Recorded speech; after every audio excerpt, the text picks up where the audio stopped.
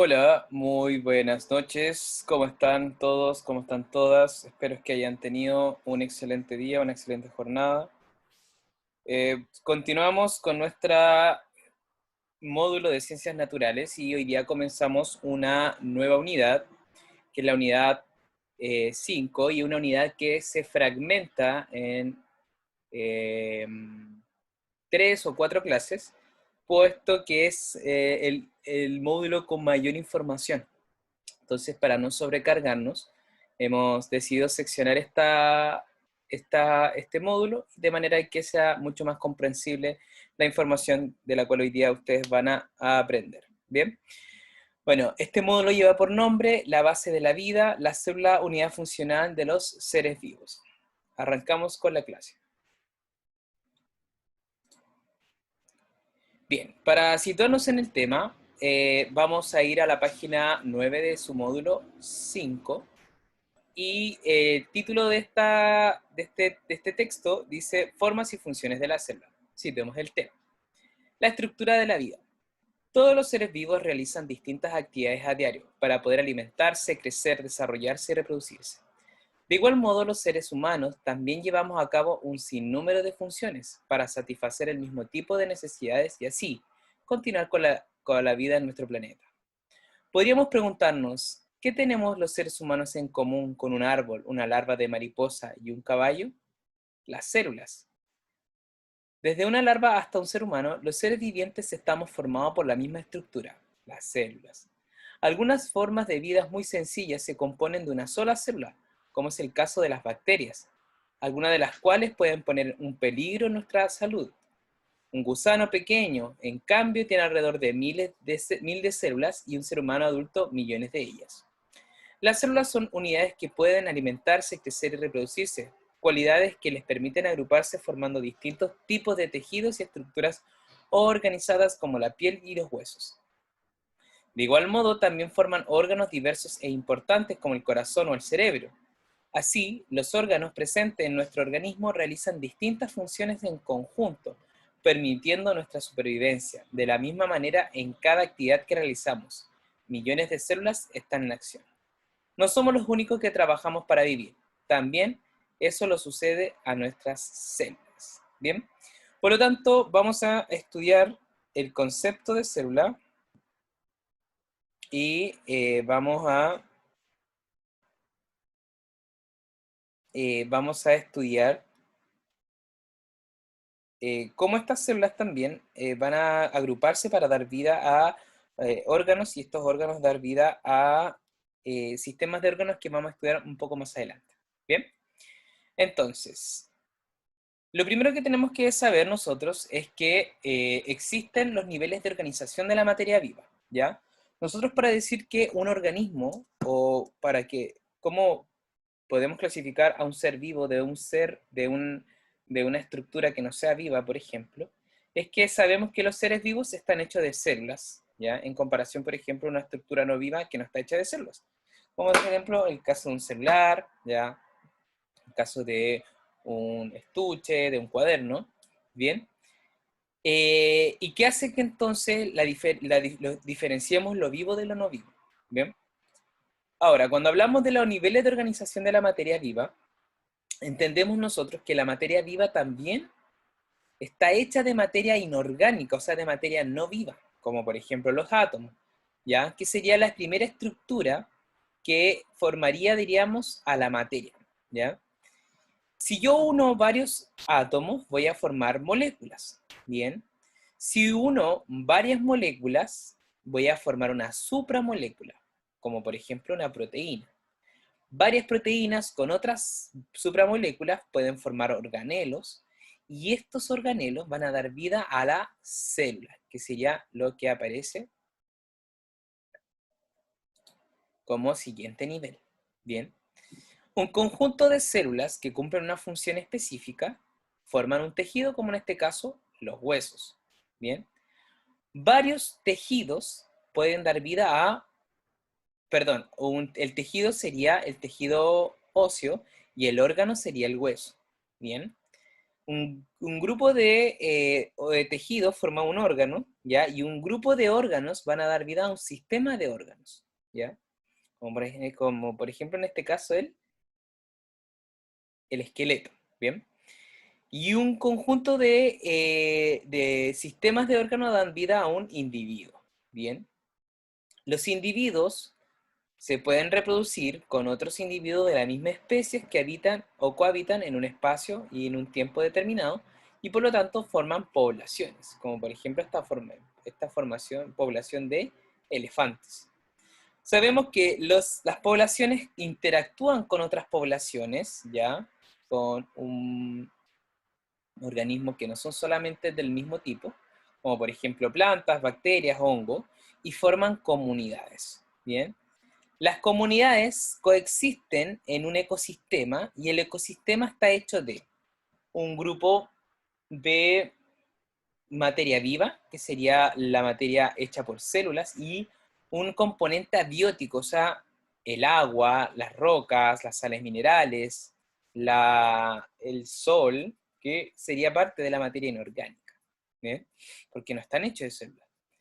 Y tenemos que todos los seres vivos habitan en una capa imaginaria que está contemplada entre la litosfera, que sea la porción de tierra del planeta, la hidrósfera, la porción líquida de la Tierra, como océanos, ¿bien? Y ríos y lagos, y la porción atmosférica, o sea, la capa gaseosa, donde también puede existir vida, ¿ya? Por lo tanto, desde que se forma o desde que aparece un átomo hasta la formación, diríamos, del último nivel, vamos nosotros observando que van adquiriendo nuevas propiedades aquellos, diríamos, niveles en donde van apareciendo, diríamos, por ejemplo, de un individuo a una población, de una población a una comunidad. Y a eso se le conoce como propiedades emergentes. ¿Por qué? Porque son propiedades que emergen de una propiedad base, ¿bien? Que es, diríamos que tiene menos especialidad o especificación en comparación al siguiente nivel, ¿bien? A su costado derecho pueden ver ustedes una imagen donde muestran átomos, por ejemplo, moléculas, células, tejidos, órganos y sistemas de órganos, ¿ya? Que en el fondo están mostrando estas propiedades emergentes que hay de entre un nivel y otro, ¿bien? Ahora, ¿de qué están compuestos los seres vivos? Según el texto, los seres vivos están hechos de ¡tachán! Células, ¿cierto? Ahora, las células están diversificadas en varios tipos, ya se especializan en diferentes tipos. Por ejemplo, acá tenemos una célula alargada como el espermatozoide, que es una célula que fabricamos nosotros los varones en nuestros testículos, ya que después viajan de los testículos, llegan al epidídimo, del epidídimo viajan por el conducto eferente, pasan al conducto deferente hacia las vesículas seminales, se liberan los líquidos prostáticos y se forma el semen. ¿Bien? Tenemos un miocito, que es también una célula alargada y que da vida a los músculos. ¿Bien? Existen tres tipos de músculos lisos, ya como por ejemplo los músculos que tenemos en el estómago, en el tubo digestivo. Tenemos los músculos estriados, que son voluntarios, o sea, son los músculos que forman parte de todos los movimientos que tenemos en el cuerpo, prácticamente voluntarios, o sea, de que yo digo, toma el lápiz, coge el plato, etc. Y tenemos las células cardíacas, que es una mezcla entre células eh, lisas y estriadas, y que le dan solamente la característica de que sean células que se ubican en el corazón. Tenemos los leucocitos, que son células que se conocen como leucocitos o glóbulos blancos, y participan de la defensa de nuestro cuerpo. Tenemos los hepatocitos, que son las células que forman el hígado, ¿ya? También tenemos acá un enterocito, que es una célula que forma parte del intestino delgado y que tiene esta característica, esta polaridad, diríamos, esta forma como de crestas que permite la absorción de los nutrientes. tenemos la neurona, ¿cierto? Una célula que nos permite la comunicación, y por lo tanto todo lo que es el control nervioso. Pero también las células forman parte de otros organismos, como por ejemplo lo que vemos acá, un paramesio, que es un protozoo que habitan en lugares húmedos, en charcos de agua, o las células vegetales, ¿ya? Podríamos inclusive también incluir a las bacterias, que también están compuestas por células. Ahora, ¿cómo vamos a definir el concepto de célula? La célula es la unidad que forma parte de un ser vivo, ¿ya?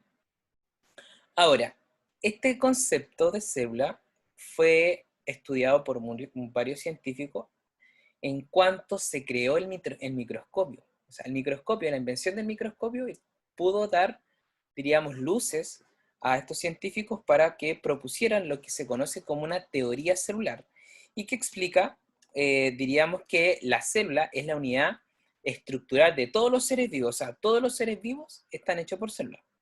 También dice esta teoría que la célula es la unidad funcional, o sea, que el ser vivo funciona gracias a la célula y es la unidad de herencia o de herencia genética, o sea, para que una célula nazca se requiere de una célula primaria que dé vida a esa nueva célula, ¿ya?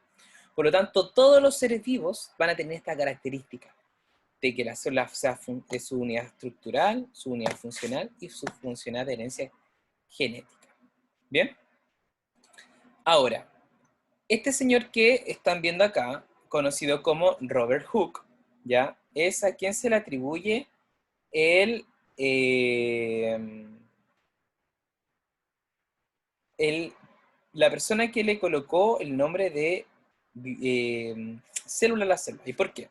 En su imagen izquierda superior, ahí observan que existe una estructura bastante,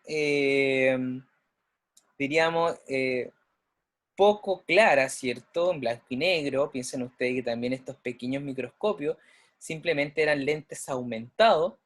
Y por lo tanto, este señor lo que hizo fue lo siguiente. Él tomó de un corcho, de estos corchos que vienen en los vinos y que sabemos nosotros que antiguamente eran de madera, ¿cierto? Y él cortó un trozo de ese corcho y lo puso debajo del microscopio. Y él observó diminutas celdillas, ¿ya? Como celdas así de reos de una cárcel, eh, estas estructuras que diríamos, la pared celular de las células vegetales. Y dijo, oye, estas estructuras les voy a llamar células, entendiendo de que vienen de celdas, ¿ya? Y por lo tanto, a Robert Hooke se le atribuye como a la persona o al científico que participa, diríamos, y le coloca del nombre de célula a la célula. ¿Bien? Ahora, existen otros científicos más y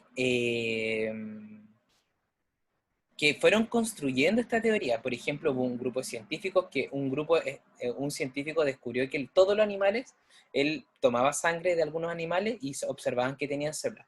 Otro científico era botánico, tomaba las células de varias plantas y observó que todas están hechas de células. Otro científico observó en el agua de charco, como Anton van Leeuwenhoek, observaba que en el agua de charco había muchos microorganismos. Por lo tanto, todos ellos fueron construyendo el conocimiento de lo que es la célula. Pero Robert Hooke es el quien descubrió, diríamos, o quien le puso el nombre de célula a la célula. Ahora, nosotros en biología siempre enseñamos dos tipos de células, ¿ya? En vista de que son las más estudiadas y que se dividen en dos grupos, ¿ya? Un grupo se conoce como las células procariontes, que son aquellas células que dan vida a las bacterias, y otro grupo de bacterias que se llaman arqueas, y las eucariontes, que son bacterias que tienen núcleo y que siempre estudiamos las animales y las vegetales, ¿bien? Entonces, las procariontes van a ser este grupo de células que no tienen núcleo, como las bacterias, y las células eucariontes, como animales y vegetales, que sí van a tener núcleo, y en el núcleo va a haber ADN, y ese ADN va a permitir tener información necesaria para que dé vida a estas células. ¿Bien? Vamos a ir estudiando cada una de ellas. Ahora, cuando nosotros hablamos de los organismos, hablamos de que existe un criterio de clasificación en cuanto, por ejemplo, a la cantidad de células que presenta un organismo. Por ejemplo, las células bacterianas o células procariontes son células unicelulares, por lo tanto están hechas de una célula, pero que se pueden unir unas con otras y formar colonias, ¿ya? Como en este caso, estas esféricas que se llaman cocos, estas más alargadas bacilos y estas como espirales que se llaman espirilos. O tenemos organismos pluricelulares como las algas, ¿ya? Verde, como los hongos, que son eucariontes también, ya los hongos también tienen un núcleo en su célula, o como las plantas con un tejido ya vascular, que muchas veces nosotros tenemos en nuestras casas y que están hechos de muchas células y por lo tanto le llamamos pluricelulares. ¿Bien? Bien, la primera célula que nosotros vamos a realizar o a estudiar es la célula procarionte, como dice acá. La palabra procarionte viene de pro, que significa antes, y carionte viene del núcleo, o sea, antes del núcleo. Es una célula sin núcleos, ¿ya? ¿Quiénes son parte de este grupo de organismos que no tienen núcleo? Son las bacterias y un grupo de bacterias que también se llaman arqueas, ¿ya? O arqueobacterias. Les voy a dejar acá una actividad para que ustedes dibujen esto en su cuaderno, ¿ya? Y coloquen las partes, algunas de estas que las voy a ir explicando también, porque se les puede preguntar en la prueba la función de cada una de ellas. ¿Bien?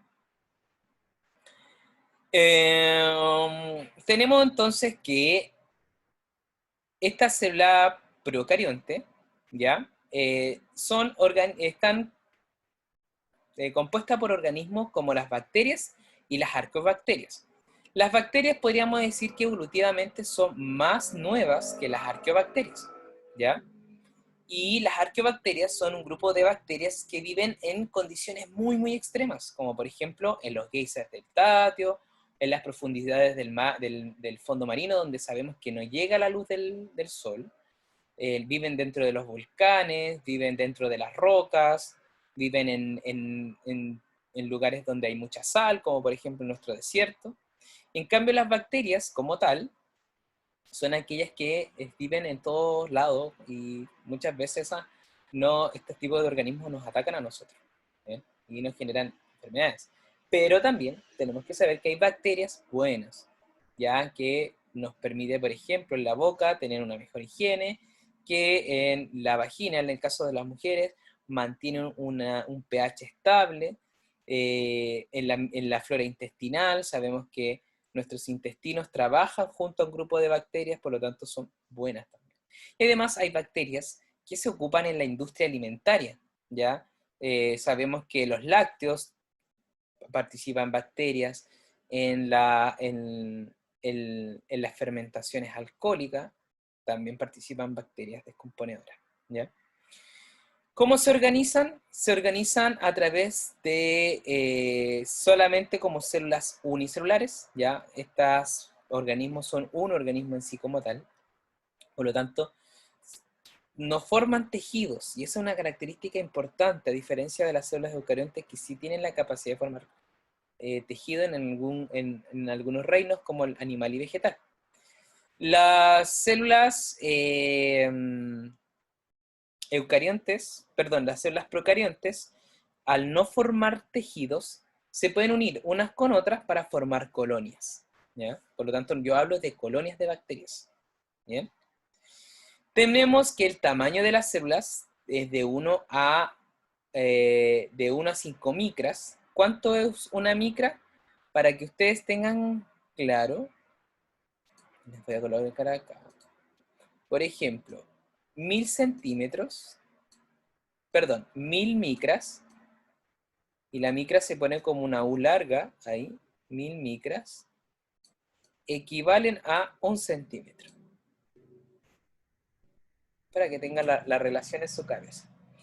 1000 micras equivalen a, y ellas miden entre 1 y 5 micras, ¿ya? Por lo tanto, miden exactamente, por ejemplo, si una bacteria mide 5 micras, sería 5 dividido en 1000, 0,05 centímetros. Eso es lo que me diría. Claramente no lo podemos ver con nuestros ojos. ¿Bien? Tenemos que la superficie celular, ¿ya? Hay una membrana, pero lo vamos a describir desde afuera hacia adentro. Lo que estamos viendo nosotros desde afuera se llama cápsula, ¿ya? Y la cápsula es una estructura gelatinosa, ¿ya? Que le da forma a la célula bacteriana. Está hecha por lo general de carbohidratos y de muchas proteínas, ¿ya? Y permite entonces mantener a esta célula procarionte, a esta célula bacteriana. A más interno lo podemos ver como de un color verde un poquito más claro, ¿okay? Que sería la pared celular. Esa pared celular es una pared celular hecha de péptidoglicano, así se llama el componente, y que también, como así nosotros tenemos una pared en nuestras casas, permiten mantener, cuidar lo que está en el interior, proteger y además le da forma en este caso a las células bacterianas. Y tenemos al interior la membrana celular, que es una estructura de una doble capa de lípidos, ¿ya? De grasa, y que permite comunicar el medio interno con el medio externo, o controlar lo que está hacia afuera e ingrese hacia adentro, o lo que yo puedo exportar como célula de adentro hacia afuera, ¿ya? En su interior vamos a encontrar una estructura gelatinosa acuosa llamada citoplasma, ¿ya? Y dentro de este citoplasma vamos a encontrar nosotros esta hebra o este único cromosoma que es ADN, el material genético, que es un material genético circular, ¿ya? Con muy pocas proteínas y se ubica en una región de la célula, del citoplasma conocida como nucleoide, ¿ya? Esta región donde está el material genético se conoce como nucleoide, ¿bien? Y esos puntitos rojos, o sea, esos puntitos como negrito, morado, gris, como lo puedan ver, serían unos ribosomas, que son unas pequeñas estructuras amembranosas, o sea, una estructura hecha de ARN ribosomal y de proteínas, y que tiene la función de fabricar proteínas. Ya estos pequeños órganos que tiene esta célula bacteriana pueden o tienen la capacidad de fabricar proteínas. ¿Bien? Ahora, ustedes también observan que tienen estos pequeños pelitos, ya que se conocen como pilis o pilus. Y estos pelitos permiten adherirse, generan adherencia, o sea, pegarse, como verdaderos velcro a superficie, o también pueden traspasar información genética de la bacteria a otra bacteria. ¿Bien? Ahora, en esta imagen debería existir, y la voy a colocar acá, una estructura como así, como circular, redonda, que se llama plásmido.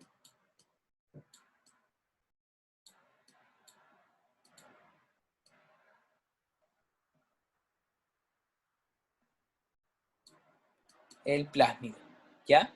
Y este plásmido es un material genético extracromosomal, o sea, está fuera de este único cromosoma, y que le da características bien interesantes a las bacterias, ¿ya?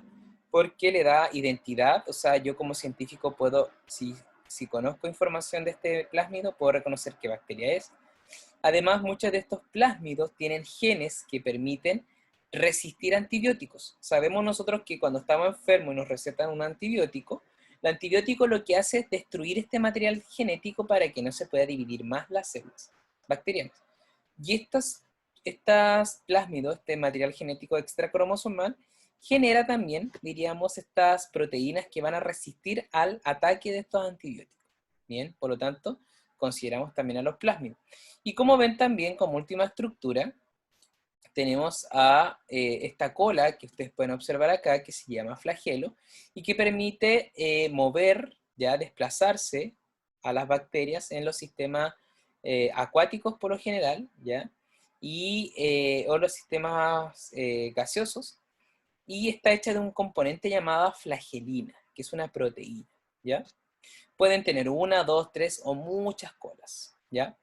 ¿Cuál es la gran característica de esta célula bacteriana o procarionte? Es que no tiene núcleo, está ausente, y tampoco tiene organelos internos. El único que tiene es un ribosoma, o tiene ribosomas que, como bien habían dicho, tiene la capacidad de fabricar proteínas. ¿Bien? Ahora, les voy a dejar este ejercicio para que ustedes completen, ¿ya? Ejerciten y,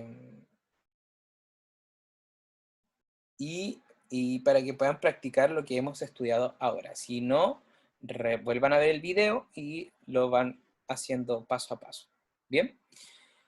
La siguiente célula que vamos a estudiar es la célula eucarionte animal. Nosotros vamos a hablar de que existe la célula eucarionte y la vamos a dividir en célula eucarionte animal y vegetal, pero existen otras, como por ejemplo la célula eucarionte de un protozoo o de un hongo, ¿bien?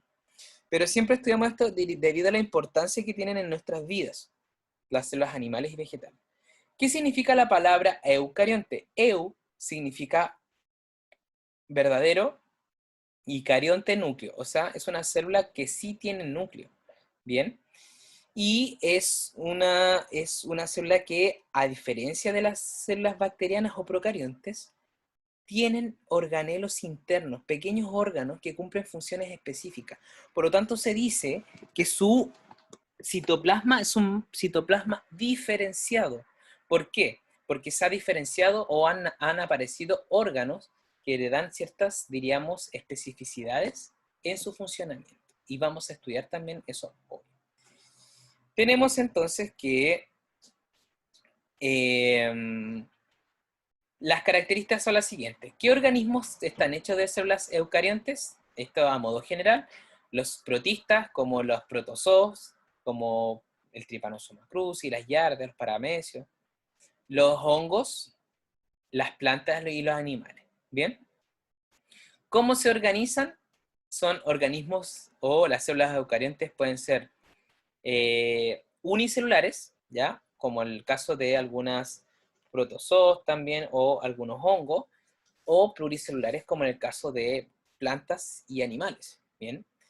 Miren la diferencia también, son más grandes que las células bacterianas, van de 10 a 100 micras, ¿ya?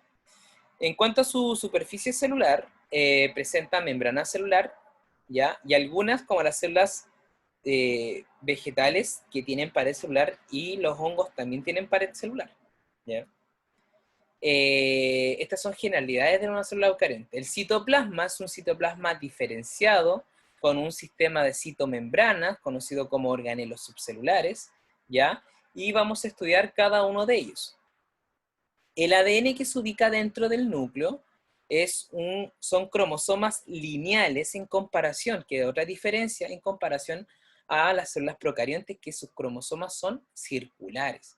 Y además, en las células eucariontes presentan muchas proteínas asociadas al material genético, lo que le permite entonces compactarse mucho más en este núcleo. Y la gran diferencia entonces es que estas células eucariontes, perdón, son células que tienen núcleo y un núcleo totalmente definido. ¿Bien? Vamos con la siguiente. La otra célula que nos interesa estudiar a nosotros son las células eucariontes, pero vegetal. Como bien dice acá la descripción, son de mayor tamaño, son bastante grandes estas células, tienen una forma poligonal, como ustedes se dan cuenta, debido a que presentan una pared celular compuesta por un componente que es un polisacárido llamado celulosa, que es la cual nosotros podemos hacer los libros, los cuadernos, las hojas, etcétera, los papeles del baño. Y, o también tienen otros componentes llamados lignina, pectina, ¿sí? Lignina, perdón, lignina y claro, lignina y pectina, más la celulosa.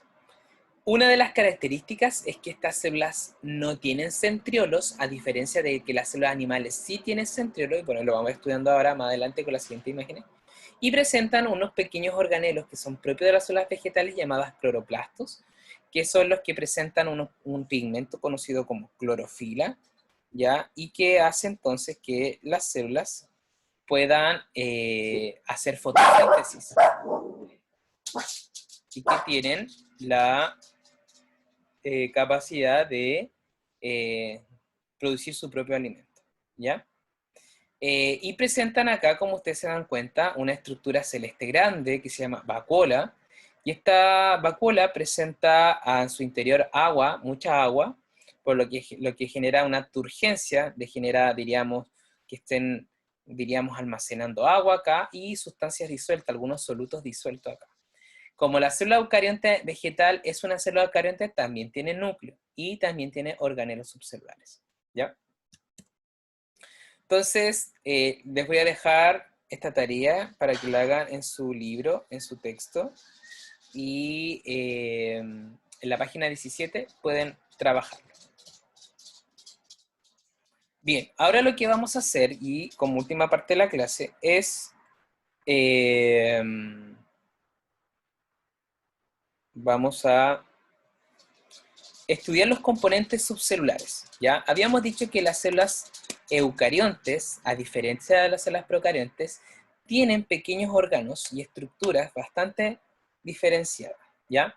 Si bien es cierto acá, estas estructuras que vamos a mostrar aparecen tanto en algunas células procariontes como eucariontes, vamos a enfatizar dentro de la descripción en qué células encontramos dichas estructuras y también a qué tipo de célula correspondería en caso si hay algún organelo que sea diferenciador entre una célula y otra. Como el primer componente que aparece acá se conoce como el citoplasma, que la vamos a encontrar en células procariontes y eucariontes, y es el medio interno, ya está compuesto por una sustancia líquida llamada citosol, y en el caso de las células eucariontes, por los organelos celulares. El único organelo que vamos a encontrar en las células procariontes son los ribosomas. ¿Bien? El segundo componente es el citoesqueleto. Bien. El citoesqueleto es una estructura que antiguamente solamente se enseñaba en las células, que era parte de las células solamente eh, eucariontes, ¿ya?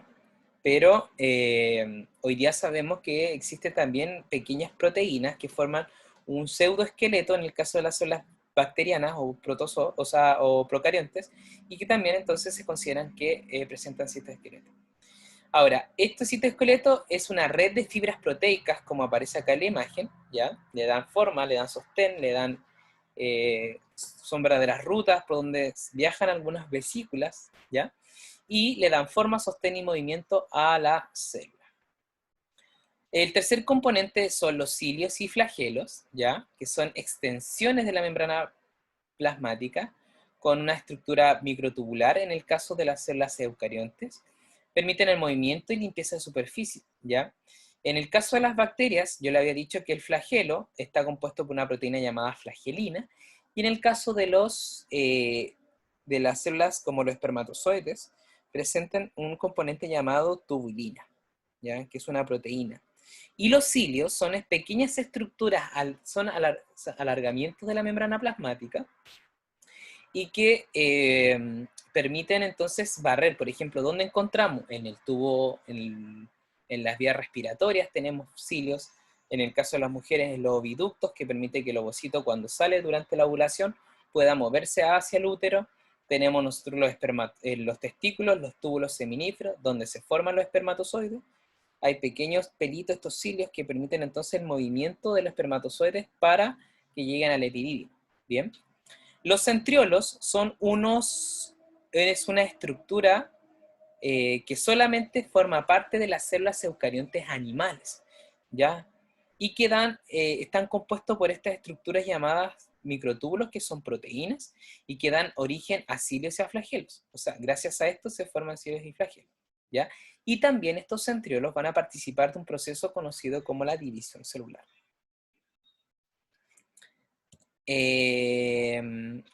Ahora, el núcleo, dijimos que solamente es una característica propia de las células eucariontes. Las células procariontes no tienen núcleo, tienen una zona nomás en el citoplasma donde se ubica el único cromosoma que se llama nucleoide, ¿cierto? Y el núcleo contiene la información genética.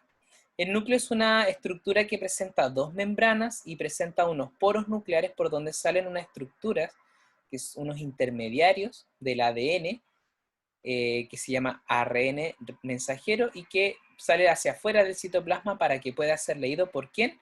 Por los ribosomas, que sería el segundo componente que vemos acá. Los ribosomas los vamos a encontrar de células procariontes y eucariontes, ¿ya? Su estructura no es membranosa, están hechas solamente de ARN ribosomal y proteínas, y su función es sintetizar, producir, fabricar proteínas, ¿ya? Está compuesta por dos subunidades, una grande y una pequeña, o una mayor y una menor. En las células eucarionte animal y vegetal encontramos otros organelos conocidos como retículo endoplasmático liso y retículo endoplasmático rugoso. Los retículos endoplasmáticos liso tienen la función de fabricar lípidos y participa en los procesos de detoxificación celular. Y el retículo endoplasmático rugoso es el encargado de fabricar proteínas de exportación, como por ejemplo la insulina, que sabemos que es una hormona que participa de la regulación de la glicemia, ¿ya? Del azúcar en la sangre. Esta insulina es una proteína que se fabrica en los retículos endoplasmáticos rugosos y sale hacia el exterior para viajar por la sangre y llegar a todos los tejidos para así producir entonces el proceso de metabolismo celular. Bien. Ahora, si ustedes se dan cuenta, en la imagen de arriba, el retículo endoplasmático rugoso y liso está muy pegadito al núcleo. ¿Por qué? Porque el retículo endoplasmático rugoso se llama rugoso porque tiene pegado en su superficie de la membrana ribosomas, ¿ya? Y estos ribosomas, como dijimos nosotros, fabrican proteínas. Por lo tanto, están muy cerquita al núcleo, porque recuerden que el ADN que está dentro del núcleo fabrica un intermediario que sale afuera al citoplasma, llamado ARN mensajero. ¿Bien? Vamos con el siguiente. El aparato de Golgi, que vemos arriba, es una estructura formada por varias vesículas, aplanados, se dice por sacros aplanados, y que tiene varias funciones en el aparato de Golgi. Una de sus funciones principales es la formación de lisosomas, que son los que aparecen en el segundo acá abajo, lisosomas, que participan de la digestión celular, ¿ya? En su interior tienen unas proteínas que se llaman enzimas y que son encargadas de romper sustancias extrañas que llegan a la célula, o bien, si tenemos organelos viejitos, toman los organelos viejitos, los destruyen para formar nuevos organelos, ¿ya? También el aparato de Golgi recibe las proteínas que vienen del retículo endoplasmático rugoso o de los lípidos que vienen del retículo endoplasmático liso, las modifican, las mejoran y las ocupa para ser liberadas o para ser ocupadas dentro de la célula. Las mitocondrias tienen la función de la respiración celular. Nosotros respiramos aire, ¿cierto? Y sabemos que el aire es una mezcla de gases, y dentro de esta mezcla de gases nosotros vamos a encontrar que hay oxígeno. Este oxígeno va a viajar por la sangre hacia las mitocondrias, al interior de la célula. Y las mitocondrias van a ocupar ese oxígeno como un verdadero combustible. Y como producto del metabolismo del azúcar, se va a liberar CO2. Por lo tanto, por eso se dice respiración celular, porque se toma oxígeno y se libera CO2. Los cloroplastos, las mitocondrias también forman parte solamente de células eucarionte, animal y vegetal. Los cloroplastos son exclusivamente organelos de las células vegetales, ¿ya? Y su función principal es fotosíntesis. Mitocondrias y cloroplastos tienen dos membranas, externa e interna, ¿ya? Y además una característica súper importante, que mitocondrias y cloroplastos tienen ADN propio. Y el ADN de las mitocondrias se llama ADN mitocondrial y el ADN del cloroplasto se llama ADN del cloroplasto. ¿Bien? La pared celular es una estructura que vamos a encontrar en las células vegetales, que le da la sostén y protección, ¿ya?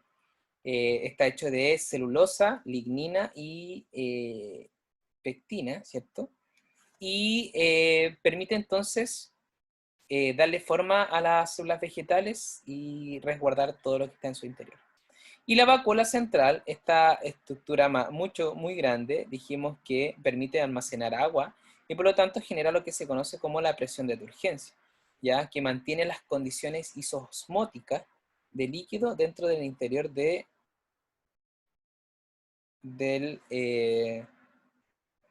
el agua que está entre las células. Bien. Ok. Y un trabajo de aplicación que les voy a pedir es que ustedes realicen las diferencias que hay entre una célula animal y una célula vegetal, ¿ya? Y acá les dejo una ayudita. ¡Chachán! Bien. Ejercicio tipo prueba. ¿Cuál de las siguientes estructuras celulares es común a las células animales y vegetales? A. Lisosoma. B. Cloroplasto. C. Mitocondria. D. Pared celular. Redoble de tambores. Las mitocondrias ¡chachán! Serían las que encontraríamos en células animales y células vegetales. ¿Ya? Vamos con la siguiente. ¿Qué función cumple la vacuola que se encuentra en la célula vegetal? A. Almacena agua y sustancias disueltas. B. Guarda el material genético de la célula. C. Ahí se realiza el proceso de fotosíntesis. D. Permite la formación de la pared celular. La correcta a esta pregunta es la A. Almacena agua y sustancias disueltas. Y tenemos, ¿cuál de los siguientes organelos celulares se realiza la síntesis de proteínas? Fabrican proteínas. A. Núcleo. B. Lisosomas. C. Ribosomas. O D. Complejo de Golgi o aparato de Golgi. La respuesta a esta pregunta es la C. Ribosoma. ¡Chachán! Y bueno, jóvenes, señoras, señores, amigos, amigas, espero que puedan aplicar mucho. Es harta información la que vimos con esto. Así que los invito a que lean esta parte del módulo según las páginas que yo les recomendé durante la clase. ¿Bien? Bueno, espero que tengan una excelente tarde, noche y nos vemos el jueves en un próximo capítulo. Nos vemos. Chau.